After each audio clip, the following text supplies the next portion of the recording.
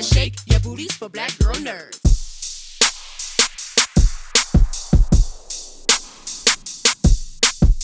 Giandra. Hey guys, I thought when I watched this series, I thought about a genie and how, do you ask the genie for more wishes, or do you ask the genie for the insight of what to do with one wish and what is greater to us? So beginning with you, Gabrielle, is the gift of insight a daunting, what does it do for Cass? Is it a daunting thing to be offered possibility to an already content life? Or is it a refreshing thing for someone who's content?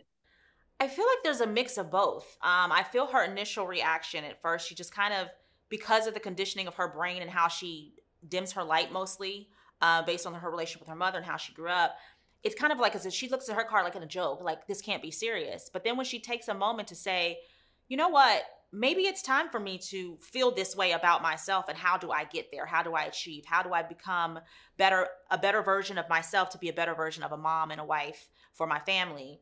So I feel like for her, it's an exciting journey. She's a very adventurous spirit. You can tell she's willing to do almost anything with that closet of boxes. She has all these dreams deferred that's in her closet, and she's a very adventurous spirit. So I think for her, it's a little mix, but overall, I think she's pretty excited about discovering what it can mean. But it's also very scary. Change in life is always scary, even when you're going towards something good, because it's coming out of a comfort zone, right?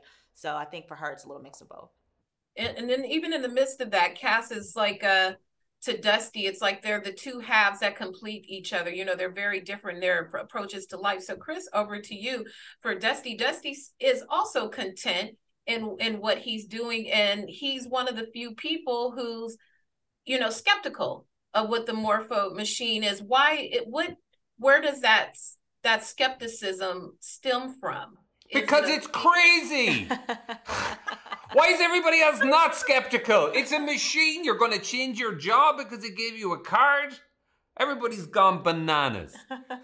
I think that fair, it might be kind of fun to find out, like, maybe there's something. I was more skeptical about what you had to do to get the information. But ma'am, a little insight would be cool.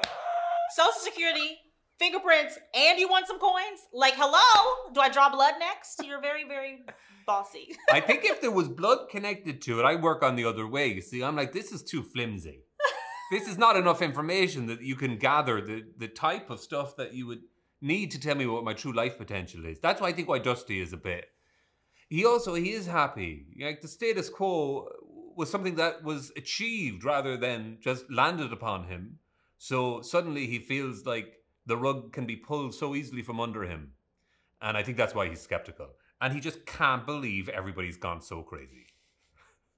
I was into it. It reminds me of, we see a lot of viral content these days, like, go do this. Mm-hmm. And everybody shows up. That's so, it. Maybe the owner of the machine knew what was up. That's right. He's going to drive us into the lake. He's smarter than he leads us on to be. I think that we are presuming far too greatly that it's a man. No, I thought she's talking about Mr. Johnson. Oh, you mean the owner of the machine? Yeah. Or that it's even they're human. wrapping me. They're yanking me. Thank you guys for your time. I enjoyed it, and I'm going to go find me a Zoltan machine or something today and see what happens. Best of luck. Thank you. Thank you. Bye. Thank you, David, for your time. I appreciate it. Thank you. It's great to meet you. Thank you. The pleasure is mine. When I watched the series, it made me think of like a genie. And when you are, presented with a genie, do you wish for more wishes? Or maybe the better wish is to wish for insight to what to do with that one wish. So, right. So these characters, as we get to know them and love them and see what they're experiencing, how does the gift of insight affect their lives more so than maybe wealth or abundance or just any of the things that humans naturally wish for? Yeah, I mean, that's a great question. The Morpho machine promises to tell you your life potential, but it really is what you choose to do with that, and also how you choose to interpret that life potential that spawns the stories in our series, because some of these cards are somewhat ambiguous and open to different interpretations. And so I think something we were interested in exploring is more information necessarily a good thing? Do you really want to know what your life potential is? Do you really want to know what you're capable of if everything went right with your brain and body? And also, even if you knew what that was, is pursuing that the true path to happiness?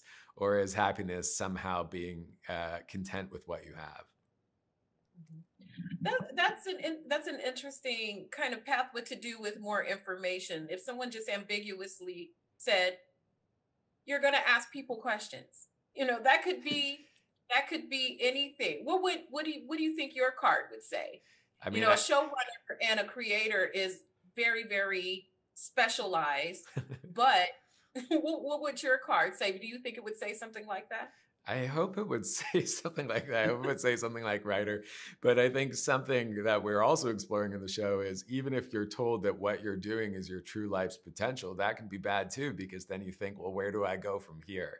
You want life to be constantly getting better. You want to always be reaching for something higher and greater than what you have. So if you're told, no, this is it, you've peaked and this is your cap, that can be really destabilizing too. Mm-hmm. Do you think there's a point in the series where the characters come into a realization of what if your potential doesn't align with what you thought your goals were? I would like to think I can cook like, Emerald, but I can't. But, I try. Is there a point where those two intersect with each other throughout the episodes? Yeah, I think there's definitely this tension between what you're meant to do and what you want to do. And what if those two things aren't the same? I think I'm always interested in, do we actually make these choices of like, this is what I want to do for a living, or this is who I want to be with, or are some of those choices almost made for us? Like, I've always liked writing. It didn't really feel like a choice. It was just what I naturally wanted to do. I wish I could be a doctor or something really useful and valuable to society, but I don't have the capacity to be interested in science for some reason. So I think this series gets into that in hopefully a funny and also touching way of what does it mean to accept yourself for who you are and what you want out of your life. Mm-hmm. And lastly, the gift of insight or being told what your potential is, what could make that frightening for someone who thought they had a path, and this machine tells them something totally different based on whatever algorithm they're using to determine that? I think what could be frightening is the feeling that it might be too late. That because one of the questions in the series is, at what point can you still change directions? What if you find out after you've made all the choices that you were destined for something else? And is it ever too late to kind of reopen the narrative of your life and rewrite the ending? Mm-hmm. Thank you for that. Well, I thank you. I enjoyed it. I had some insights into my own personality. Like, what does my card say? I'm not quite sure. It's not going to say Emerald. I know that. I'm sorry to hear that, but good luck. Thank you. Thank you so much for your time. I appreciate it. Thank you. Take care.